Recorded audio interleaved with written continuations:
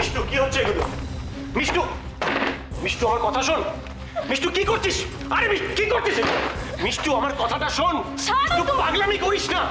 মিষ্টু জীবনে সবকিছু পাওয়া যায় না মিষ্টু, যা যা আমরা জীবনে চাই সব পূরণ হয় না।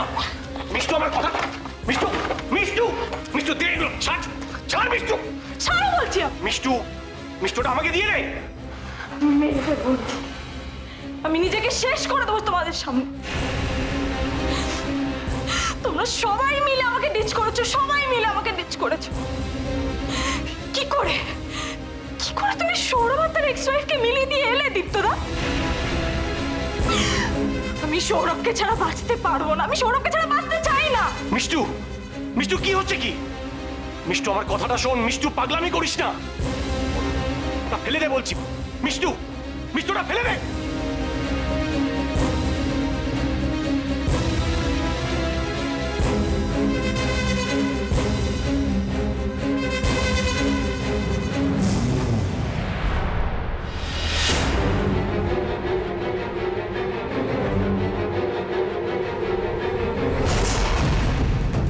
মিষ্টু, কি হচ্ছে কি এসব?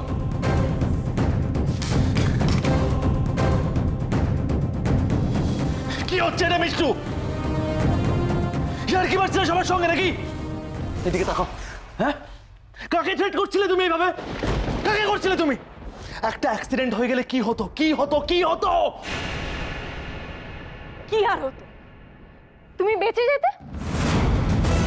এখন তো তোমার আগের স্ত্রী, ছেলে মেয়েকে সকলকেই ফেরত পেয়ে গেছো। আর কি, যাও ওদেরকে নিয়ে সংসার করো আগের মতো। এই তো চাইছিল তোমার এক্স ওয়াইফ, তাই না? মিষ্টু প্লিজ, তুমি একটু শান্ত হও। দেখো, আমি কিন্তু তোমার সংসারটা ভাঙবো না, বিশ্বাস করো। তোমার হাজবেন্ড তোমারই থাকবে। জাস্ট স্টপ ইট দিদি। আর ভালো মানুষ সেজো না প্লিজ।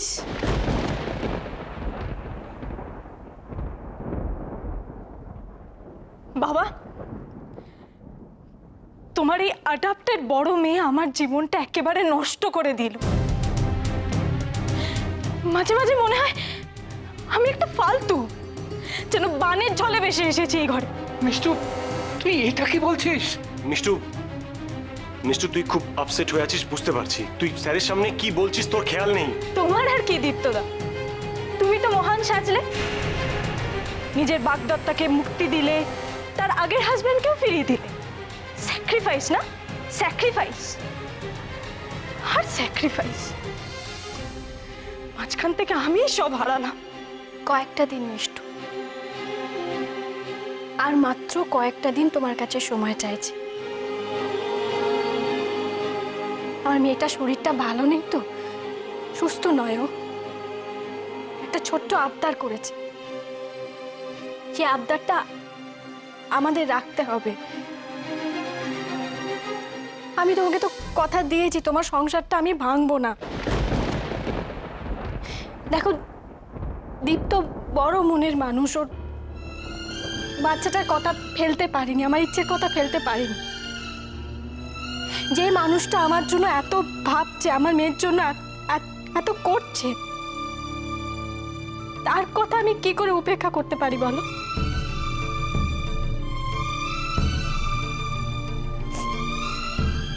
আর মাত্র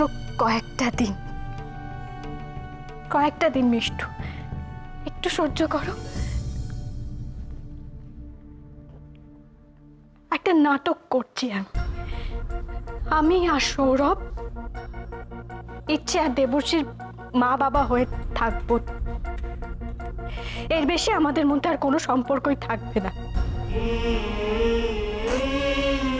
আমি বাবার সামনে কথা দিচ্ছি, তোমার সংসার আমি কিছুতেই ভাঙতে দেব না।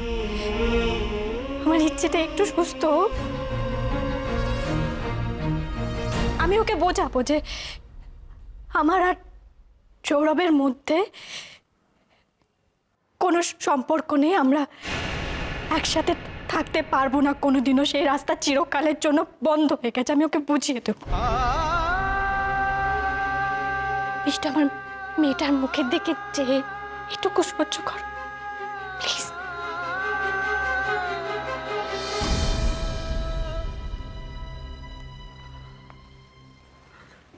চুপ করো আলো, চুপ করো, মন খারাপ করো না তুমি।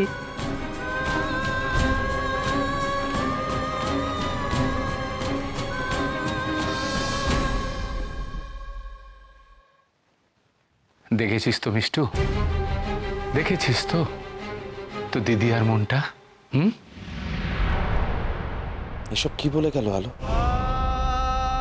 আমি তো তোমাকে ছাড়া আর বাচ্চাদের ছাড়া থাকতে পারবো না, কিছুতেই পারবো না।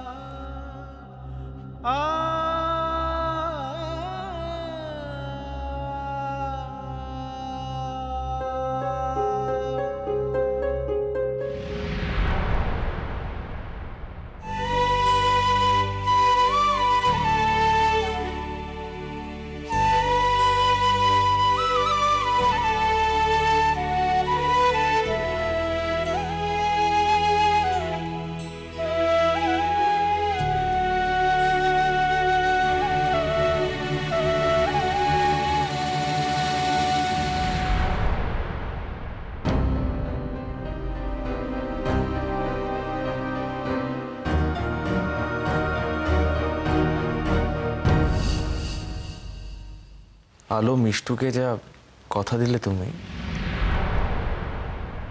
সেটা কি আর রাখা সম্ভব?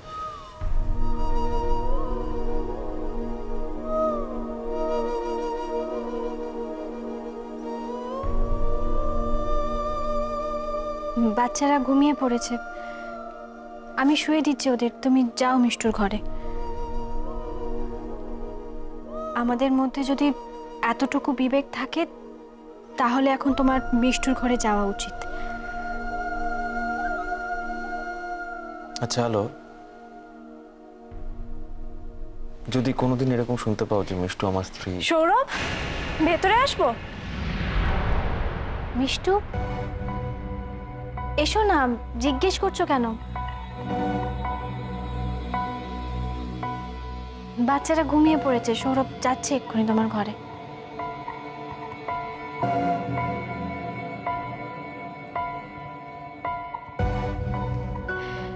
দিদিয়া, আমি আসলে সৌরভের একটা চেন জেনেছিলাম, ও চাইলে এখানেও। না না, এখানে কেন থাকতে যাবে? ঋষি তো ঘুমিয়ে পড়েছে, বাচ্চারা ঘুমিয়ে পড়েছে। যাও তুমি সৌরভ, প্লিজ যাও, মিষ্টু ওয়েট করছে। যাক বাবা, সুইসাইডের হুমকিটাই দেখছি ভালোই কাজ দিয়েছে। সৌরভের এক্স ওয়াইফই এখন তাকে আমার দিকে ঠেলে দেবে। সৌরভ তুমি যাও, আমি ঋষিকে সামলে নিতে পারবো, চিন্তা করো না। যদি রাত্রিবেলা কোনো দরকার হয় তখন? আমি তো বলছি আমি ম্যানেজ করে নেবো, তুমি যাও, মিষ্টু ওয়েট করছে। ইটস ওকে দিদিয়া, আমি তো সৌরভকে বলেছিলাম এই ঘরে থাকতে। না মিষ্টু, আমি ম্যানেজ করে নিতে পারবো। ছোটবেলা তো ইচ্ছেকে আমি সামলেছি, তুমি পারবো, অসুবিধা হবে না। তুমি প্লিজ যাও এখান থেকে সৌরভ, আমি খুব টায়ার্ড, আমি শোবো, প্লিজ যাও। আজও বলতে পারলাম না যে মালবিকা আমার কেউ নয়, তুমি আমার সব আলো। একটা ভুলের আর কত মাসুল দিতে হবে আমি জানি না।